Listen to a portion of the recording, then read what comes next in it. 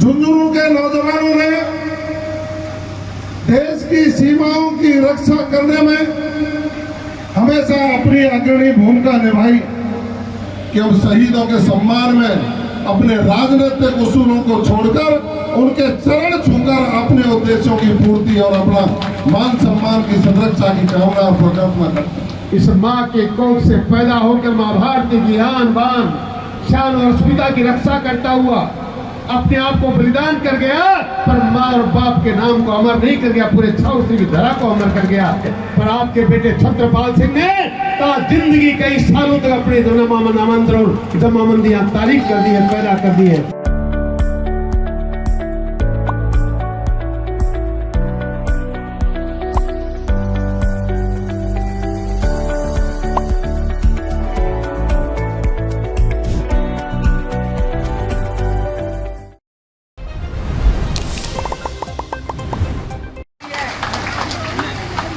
बोलिए भारत माता की, पीछे से आवाज गवाई। बोलिए भारत माता की। अमर शहीद छत्रपाल सिंह जी की प्रतिमा अनावरण समारोह में यहाँ मंच पर मौजूद जिन्होंने अपनी कोख से जन्म दिया, उनकी माता श्री और उनके पिता आदरणीय सुरेश जी के चरणों में नमन करता हूं। मैं नमन करता हूं इस छावसरी की भूमि को जिन्होंने अमर शहीद छत्रपाल जैसे वीर सपूत को जन्म दिया। इस मंच पर विराजमान उदयपुर वाटी के पूर्व विधायक, अभी लोकसभा के प्रत्याशी रहे, हमारे किसान नेता के रूप में जिनकी पहचान है, मेरे अजीज मित्र, और जिन्होंने ये कहा कि आपको अमर शहीद छत्रपाल सिंह जी की मूर्ति अनावरण समारोह में पहुंचना ही है, ऐसे आदरणीय सुखकरण जी चौधरी साहब, हमारी पूर्व सांसद, आपके झुंझुनू लोकसभा क्षेत्र का नाम जिन्होंने पूरे देश में रोशन किया, सूरजगढ़ की पूर्व विधायक रही आदरणीय संतोष जी अहलावत, पार्टी के जिलाध्यक्ष, उप जिला प्रमुख रहे, मेरे साथ पार्टी में विभिन्न दायित्वों पर काम किया, ऐसे बड़े भाई आदरणीय बनवारी लाल जी सैनी साहब, और यहाँ के पूर्व जिलाध्यक्ष रहे, लोकसभा का चुनाव भी लड़ा। मैं बहुत पुराने मित्र आदरणीय दशरथ सिंह जी शेखावत साहब, यहाँ की प्रधान आदरणीय माया जी, सरपंच साहिबा, पंचायत समिति की सदस्य महोदया, मंच पर विराजमान जिला परिषद के सदस्यगण, पंचायत समिति के सदस्यगण, हमारी पार्टी के सभी नेतागण और मंच के समक्ष विराजमान शहीदों के परिजन,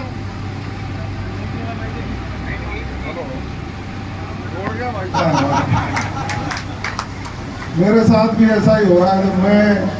गाड़ी में से जैसे ही उतरा तो कुछ लोग बगले झांकने लगे, उन्होंने समझा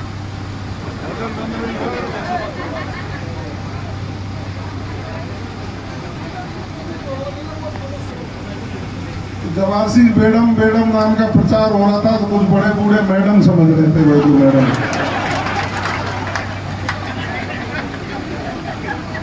तो तिरंगा यात्रा की शुरुआत पर बनवारी जी और सुखकरण जी ने मुझे जब रोका तो मैं गाड़ी में से उतरा, मैंने प्रणाम किया तो उन्होंने कहा मैडम आ रही होगी पीछे, तो मेरी तरफ ढूंढे ही नहीं। खैर, आज हम अमर शहीद छत्रपाल सिंह जी की मूर्ति अनावरण समारोह में शामिल हुए। मैं तो धन्यवाद दूंगा आयोजकों को,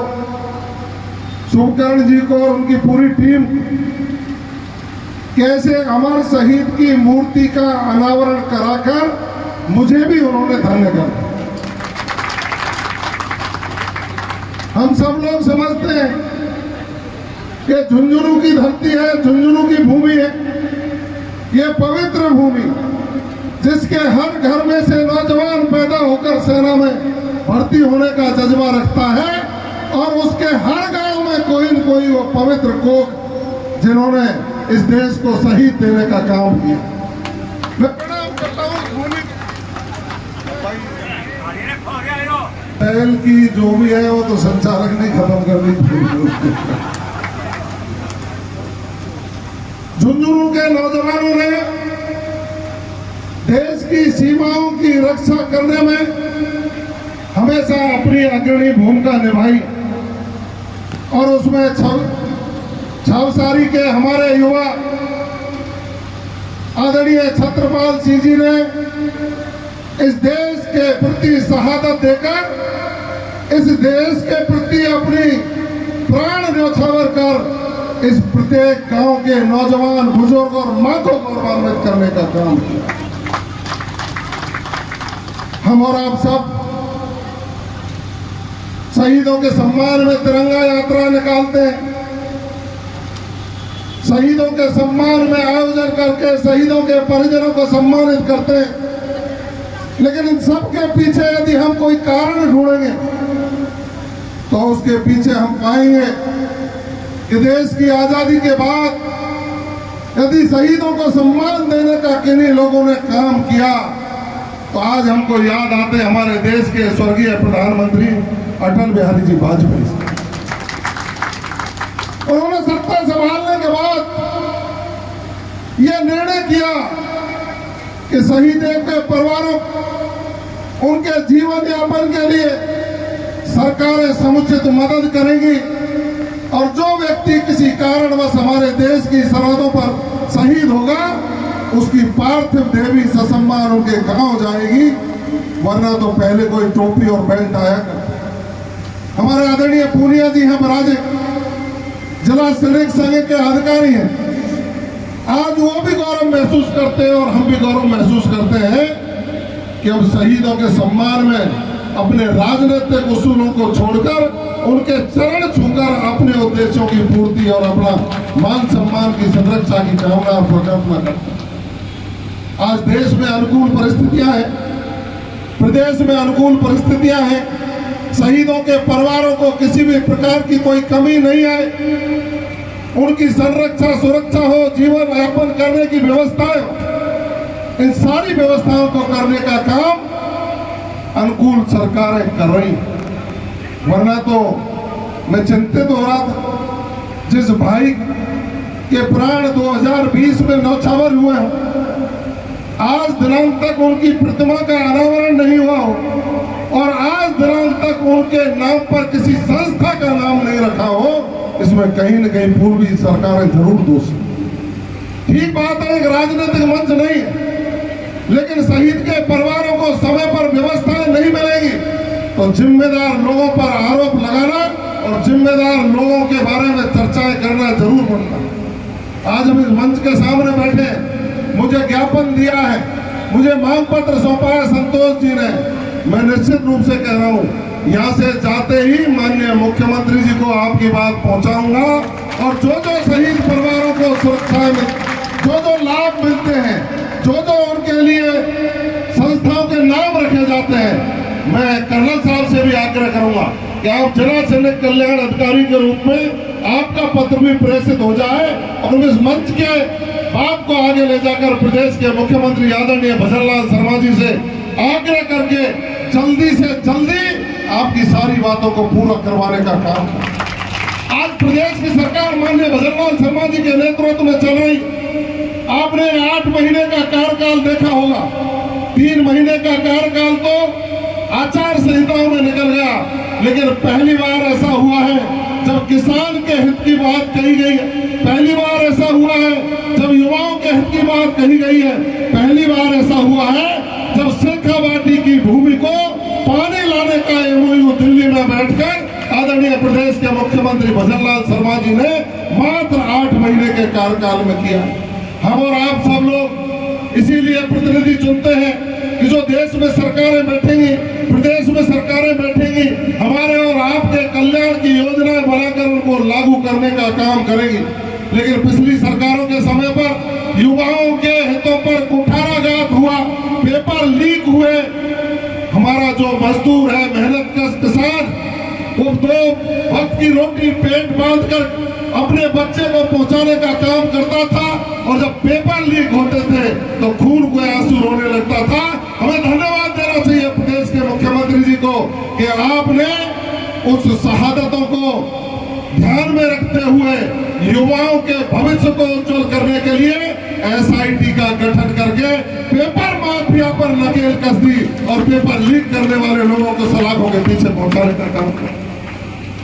आज किसान को 6,000 की जगह 8,000 मिलता है, पेंशन 1,000 की जगह 1150 मिलती है, डीजल पेट्रोल के दाम 4 रुपए से लेकर 6 रुपए कम होते हैं। गोपाल कार्ड बनाकर गौपालकों को मजबूती दी जाती है। आज सड़कों का जाल बिछाया जाता है। हमारी शैक्षिक संस्थाओं के उन्नयन के लिए राशि मंजूर की जाती है। कानून व्यवस्था सुदृढ़ की जाती है। संतोष जी मेरे से गाड़ी में कह रही थी, माननीय मुख्यमंत्री जी ने निर्देश दिए हैं, अपराधी कितना भी बड़ा हो, अपराधी किसी भी जाति धर्म का हो, जो अपराध करेगा उसका स्थान सलाखों के पीछे होगा, और नहीं मानेगा, अवैध संपत्ति होगी तो बिल्डोजर चला करके उसके आशियाने को भी नष्ट करने का काम किया। ये प्रक्रिया राजस्थान में शुरू हो गई। ये शक्ति कहां से मिलती है? ये शक्ति मिलती है जो नौजवान इस देश की सीमाओं की संरक्षा पर शहादत दे करके हमारे देश की सीमाओं की संरक्षा करते हैं। तो हम जो जनप्रतिनिधि जनता के सेवक बनते हैं, उनसे प्रेरणा लेकर आम व्यक्ति की संरक्षा, सुरक्षा, उसके जान माल की व्यवस्था और उसके उज्जवल भविष्य की कामना करने के लिए संकल्प लेकर सरकारों में बैठ कर भी काम करते हैं। देश के प्रधानमंत्री नरेंद्र मोदी जी दीपावली मनाने के लिए जवानों के बीच में जाए, पड़ोसी देशों को ललकारने का काम करें, धारा 370 को एक झटके में खत्म करें। जहां एक देश के 2 भाग हुआ करते, आज धारा 370 खत्म करने के बाद अमन चैन शांति उस जम्मू कश्मीर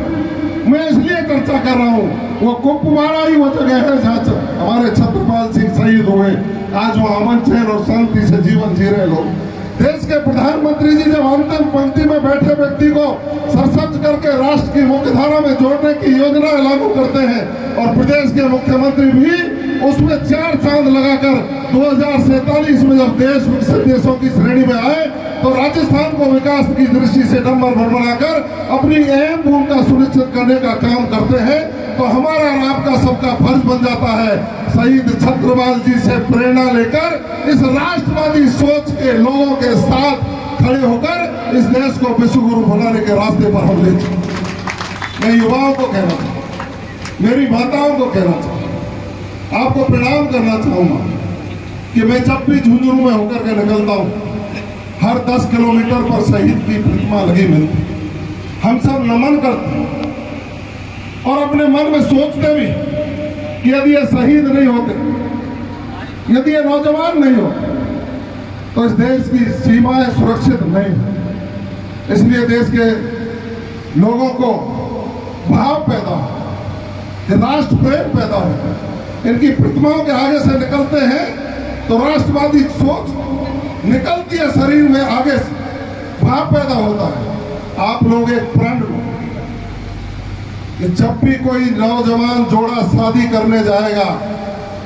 तो अपने देवी देवताओं के पूजने के बाद शहीदों के चरण छूकर वो भिंडोरी निकाल के जाएगा, तो निश्चित रूप से आने वाली संततियों में राष्ट्र प्रेम की भावना और बढ़ेगी, और ऐसा एक संकल्प लेकर के चलिए। मुझे जहां भी मौका मिलता है मैं यही प्रार्थना करता हूं कि उन शहीदों को सम्मान। इस माँ के कोख से पैदा होकर माँ भारती की आन बान शान और अस्मिता की रक्षा करता हुआ अपने आप को बलिदान कर गया, पर माँ और बाप के नाम को अमर नहीं कर गया, पूरे 6 की धरा को अमर कर गया, हिंदुस्तान के नाम को अमर कर गया, इस मिट्टी के कण कण का कर्ज उतार गया और हम सब लोग पर अपना कर्ज चढ़ा गया।